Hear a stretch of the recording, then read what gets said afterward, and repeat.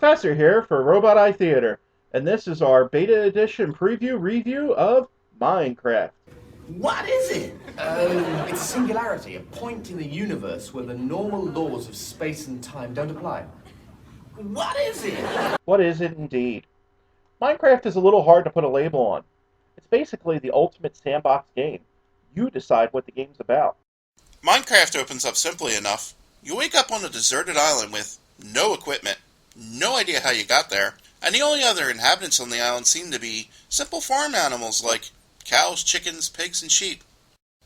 You're probably thinking to yourself at this point, man, I'm boned. I got nothing. But you have one of the most resourceful and toughest people you've ever seen in this game. No, I'm not talking about any of these guys. I'm talking about this guy. What, you don't believe me? Well, how many people do you know can do this with their bare hands? Okay, a lot of people know how to do that with their bare hands. No, I'm talking about this.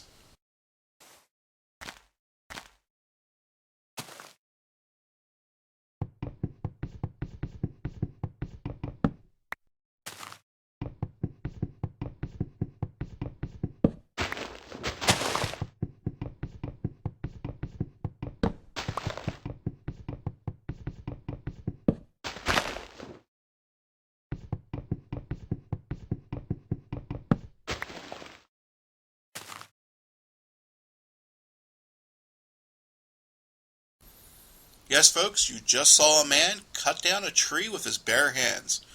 But he's not done yet. No, no, no. Now he's going to cut that wood into planks, build himself a workbench, and then make little sticks out of the remainder of the wood. And then we're going to start crafting some tools. Now the first thing you'll notice is that the workbench has a lot in common with the old Horadric cube from Diablo 2, and for good reason. It works in many of the same ways. Now I'm going to show you how to make a few simple items. This first recipe is for a pickaxe that you're going to use to mine more durable materials. Now this item here is for a sword that you can use for self-defense. But Professor, what do I need with self-defense on this beautiful island? We'll get to that. Now, you're always going to make the shaft or half of the item out of sticks, but you're going to want to find more durable materials later on to make the head of the items. But wood is all you have to work with to begin with, so I'm going to suggest you make at least the wooden pickaxe, the workbench, and the sword. The other items, you can wait until you find some better materials. Now you'll notice basically all you're doing is making the shape of the item to make the item, and that's how Minecraft recipes work.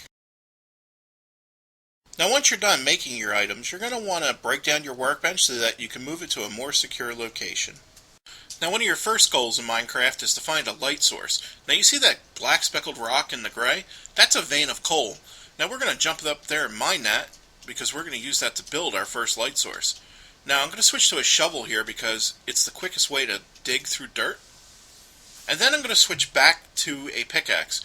Now you could punch through the rock, but you wouldn't get the cobblestone inside unless you used a pickaxe, and cobblestone is a much more durable material to build tools with than wood.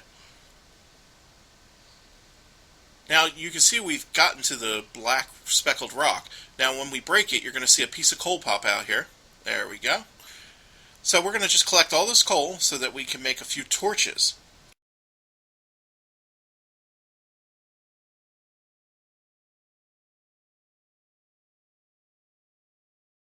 Now that we have a few basic supplies, wood, coal, some tools, we're going to build our first mini base camp right in the mountain here where we found that vein of coal. So I'm just going to dig in here, and I'm going to make a little space here on the right to put our workbench, and then I'm going to make a space here on the other side to make no, I'm not. There's a hole there. So we're going to fill that in, since I don't have any glass, with some cobblestone. So we're just going to seal that off. There we go. And we'll put our workbench over here. Now, I'm going to open the workbench up, and I'm going to take this cobblestone, and I'm going to build a furnace. The furnace is used to smelt ore and to cook food. And I'll just put that on the quick slot bar. And I'm going to make our torches. See, real easy. Just a piece of stick and a piece of coal. And I'm also going to build a door to throw on the front of our cave.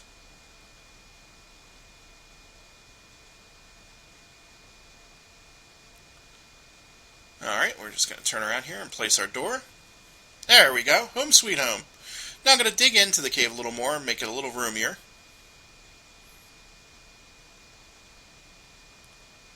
And we'll make a little spot here for our furnace.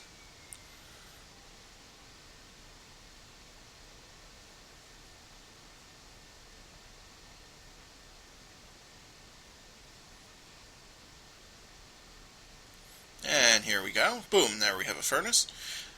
And we have a nice little home. So let's light it up with a few torches, because light sources are very important in Minecraft. I'll explain more on that later. And there we go. Home sweet home, or base camp sweet base camp.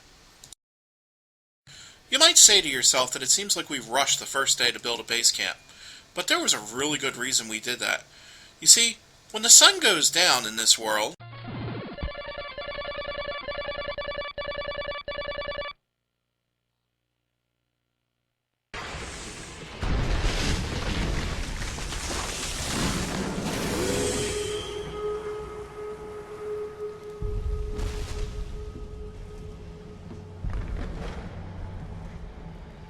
Terrific.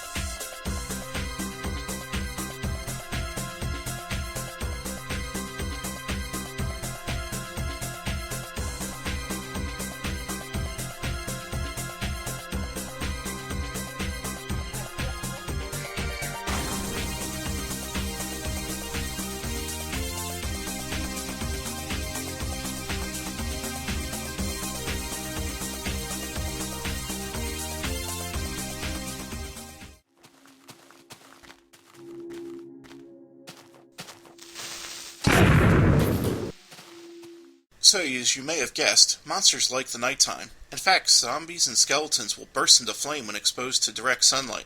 But that doesn't mean that you're safe from monsters. They can spawn from any spot that is not well lit, and both creepers and spiders could care less if it's high noon out. And don't think you're safe just because you're standing near light, because monsters spawned in the darkness can always just stroll into the light. Oh, and the monsters love to sneak up on you, as you can tell from this zombie who's trying to push me into this pool of lava. I don't know what it is about Minecraft, but it always leaves you with a sense of paranoia. I haven't felt this way since I played Silent Hill 1 and 2. It always feels like something's sneaking up on you. So, how easily does stuff sneak up on you in Minecraft? The average torch gives off a light level of 14. That light diminishes by 1 level for each space that it has to travel.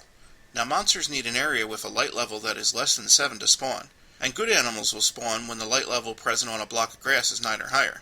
So when you're mining or building a base, plan ahead for how much light you will need to place. You don't want monsters spawning in your base and blowing up right next to you and destroying everything you've worked so hard to build. So what can you create in Minecraft? Pretty much anything. Minecraft uses a very retro art style, giving its graphics a very old-school console system look and feel that I quite enjoyed. Now don't be intimidated by the fact that you are designing and working with square blocks, and don't just judge this game based on these images alone. I'm a much better wordsmith than artist, and you would be amazed at some of the designs that I have seen on the various Minecraft servers. Think of it this way. The image on your TV is nothing more than millions of little dots that fool your eyes into seeing the big picture. With enough imagination and planning, you could create just about anything in this game. You could even create true pieces of artwork. One of the oddest things about Minecraft is that it starts out incredibly hard, but then it gets gradually easier with each passing day as you gain the resources to survive against the island's perils. Along with being an excellent sandbox game, Minecraft doesn't have to be a solo experience. There are tons of servers across the world where people work together to create and share the most amazing things. There are even servers where all the players are at war with each other.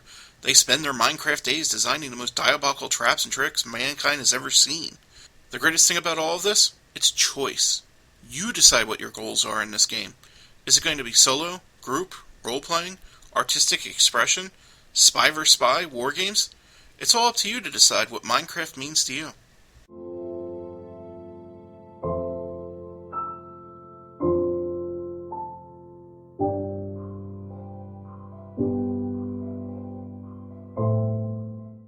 So what's the final verdict for Minecraft? I give this game a 9 out of 10. At only €15, you get to help support indie game development, and what's not to like about that? And you're going to get a lot of replay and fun time out of this game, a lot more than you would from a traditional studio at even $50. So go to this web address here and try the demo yourself. And then, if you enjoy the demo, go ahead and pay the €15 and help support indie game development. When I look all around, I can't believe the things I found. Now I need to find my way. I must find me living in the land of the lost. Living in the land of the lost.